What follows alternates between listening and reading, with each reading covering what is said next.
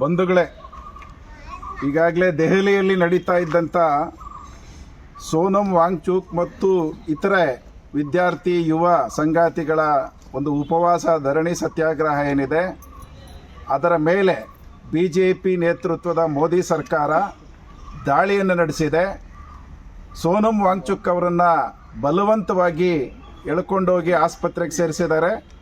ಅವರನ್ನು ಬಂಧಿಸಿ ಈ ಕೆಲಸವನ್ನು ಮಾಡಿದ್ದಾರೆ.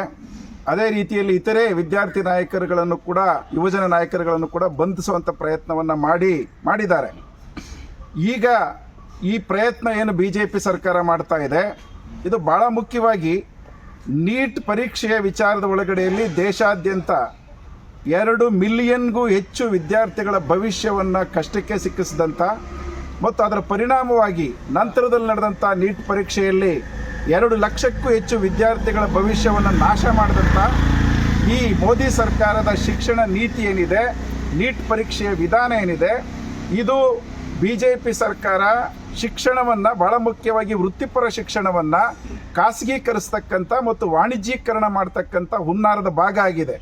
ದೇಶಾದ್ಯಂತ ಇವತ್ತು ಖಾಸಗಿ ಕೋಚಿಂಗ್ ಸೆಂಟರ್ಗಳ ಹೆಸರುಗಳಲ್ಲಿ, ಟ್ಯೂಷನ್ಗಳ ಹೆಸರುಗಳಲ್ಲಿ ದೊಡ್ಡ ದಂಧೆ ಮತ್ತು ಜಾಲವನ್ನು ಇವತ್ತು BJP ಮತ್ತು ಅದರ ಮಿತ್ರ ಸಂಘಟನೆಗಳು ನಡೆಸ್ತಾ ಇದ್ದಾವೆ.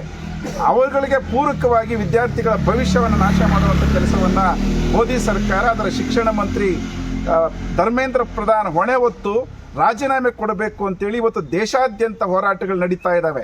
ಅದರ ಭಾಗವಾಗಿ ದೆಹಲಿಯಲ್ಲಿ ನಡೀತಾ ಇದ್ದಂಥ ಧರಣಿ ಸತ್ಯಾಗ್ರಹ ಅನ್ನೋದನ್ನು ಗಮನಿಸಬೇಕು. ಧರ್ಮೇಂದ್ರ ಪ್ರಧಾನ್ ರಾಜೀನಾಮೆ ಕೊಡಬೇಕು ಅಂತೇಳಿ ಇಡೀ ದೇಶದ ವಿದ್ಯಾರ್ಥಿ ಯುವಜನ ಸಮೂಹ ಒತ್ತಾಯ ಮಾಡ್ತಾ ಇದ್ರೆ, ಅದಕ್ಕೆ ಸಣ್ಣ ಕಿವಿಯನ್ನು ಕೊಡದೇನೆ ಇವತ್ತು ಮೋದಿ ಸರ್ಕಾರ ಧರಣಿ ಮಾಡ್ತಾ ಇದ್ದಂಥವ್ರನ್ನ ಬಂಧಿಸುವಂಥದ್ದು ಮತ್ತು ಹೋರಾಟವನ್ನು ನಾಶ ಮಾಡಲಿಕ್ಕೆ ಪ್ರಯತ್ನ ಮಾಡುವಂಥ ಕೆಲಸವನ್ನು ಮಾಡ್ತಾ ಇದೆ. ಆದರೆ ಬಹಳ ಸ್ಪಷ್ಟವಾಗಿ ಇವತ್ತು ದೇಶಕ್ಕೆ ಸಂದೇಶ ಹೋಗಿದೆ. ಇವತ್ತು ಆಸ್ಪತ್ರೆಯಲ್ಲಿದ್ದರೂ ಕೂಡ ಸೋನಮ್ ವಾಂಗ್ಚುಕ್ ಅವರು, ನಾನು ವೈದ್ಯಕೀಯ ಸೌಲಭ್ಯಗಳನ್ನು ಪಡ್ಕೊಳ್ಳೋದಿಲ್ಲ, ಆಸ್ಪತ್ರೆಯಲ್ಲೇ ಧರಣಿ ಸತ್ಯಾಗ್ರಹವನ್ನು, ಉಪವಾಸವನ್ನು ಮುಂದುವರಿಸ್ತೀನಿ ಅಂತೇಳಿ ಘೋಷಣೆ ಮಾಡಿದ್ದಾರೆ. ಅದೇ ಸಂದರ್ಭದಲ್ಲಿ ಜಂತರ್ ಮಂತರದಲ್ಲಿ ನಡೀತಾ ಇರತಕ್ಕಂಥ ಧರಣಿ ಸತ್ಯಾಗ್ರಹ, ಉಪವಾಸ ಸತ್ಯಾಗ್ರಹದಲ್ಲಿ ವಿದ್ಯಾರ್ಥಿ ನಾಯಕರು, ಯುವಜನ ನಾಯಕರು ಇವತ್ತು ಉಪವಾಸ ಮುಂದುವರಿಸ್ತೀವಿ ಅಂತೇಳಿ ಘೋಷಣೆ ಮಾಡಿದ್ದಾರೆ. ಈ ಹಿನ್ನೆಲೆ ಒಳಗಡೆಯಲ್ಲಿ ನಾವು ಭಾರತ ಕಮ್ಯುನಿಸ್ಟ್ ಪಕ್ಷ, ಮಾರ್ಕ್ಸ್ವಾದಿ CPM ಪಕ್ಷ ದೇಶಾದ್ಯಂತ BJP ಸರ್ಕಾರದ ಈ ಕುಕೃತ್ಯಗಳನ್ನು ಖಂಡನೆ ಮಾಡಿ ವ್ಯಾಪಕವಾದಂಥ ಪ್ರತಿರೋಧವನ್ನು ಒಡ್ಡಬೇಕು ಅಂತೇಳಿ ತೀರ್ಮಾನ ಮಾಡಿದ್ದೇವೆ.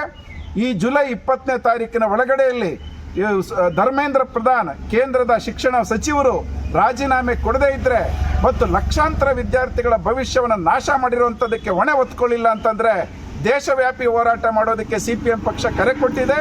20ನೇ ತಾರೀಕು ಈ ಹೋರಾಟಗಳನ್ನು ನಡೆಸಲಾಗ್ತದೆ. ಇದೇ ಸಂದರ್ಭದಲ್ಲಿ ಮೋದಿ ಸರ್ಕಾರ ಧರ್ಮೇಂದ್ರ ಪ್ರಧಾನ್ ರಾಜೀನಾಮೆಯನ್ನು ತಗೊಳ್ಬೇಕು.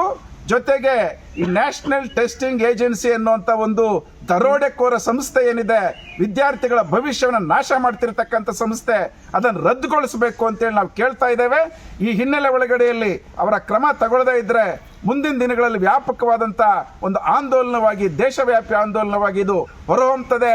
ಮೋದಿ ಸರ್ಕಾರ ಈ ಎಚ್ಚರಿಕೆಯನ್ನು, ಈ ಹೋರಾಟವನ್ನು ಸರಿಯಾಗಿ ಅರ್ಥ ಮಾಡ್ಕೋಬೇಕು. ಇಲ್ಲ ಅಂದರೆ ಅದರ ಅಧಃಪತನ ಇದರಿಂದನೇ ಪ್ರಾರಂಭ ಆಗುತ್ತೆ ಅನ್ನುವಂಥ ಎಚ್ಚರಿಕೆಯನ್ನು CPM ಪಕ್ಷ ಕೊಡಲಿಕ್ಕೆ ಬಯಸ್ತದೆ.